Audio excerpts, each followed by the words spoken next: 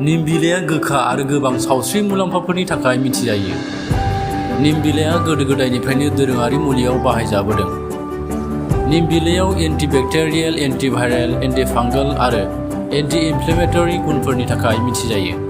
नाथाय दिनै नोंथांमोननो गोबां बिबांनि निम बिलाइ जायोब्ला मा जायो बेनि सायाव फोरमायथिनो लादों।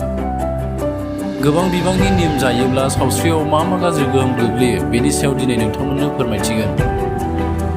गोबां निम बिलाइ जानायनि बयनिख्रुइ गोख्रैसिन देहायाव नुजाथिनाय देहानि जेंनायानो जादों गेस्ट्र'इन्टेस्टिनेल जेंना। निम बिलाइयाव थानाय गोबां बिबांनि गोखाया उदैनि सावस्रिखौ गाज्रि खालामनो हागौ, जाय गोबानाय आरो उदै गाज्रि बेरामखौ सोमजिहोनो हागौ। उदै आरो बिबुआव बुनाय जानो हागौ, जायनि जाहोनाव गोब्राब उदै सानाय आरो देहायाव दै गैयै जानो हागौ। मोनसे फरायसंनायनि बायदिब्ला बांद्राय निम बिलाइ बाहायोब्ला देहायाव हेपाट'क्सिसिटी सोमजिहोनो हागौ, जाय लिभारखौ खहा खालामनानै जन्दिस, मेंनाय, हासुदैनि बेराम आरो उदै सानाय बायदि बेराम सोमजिहोयो। निम बिलाइखौ बांद्राय जानाया गथ' जोनोम होनाय सावस्रियावबो गाज्रि गोहोम खोख्लैनो हागौ।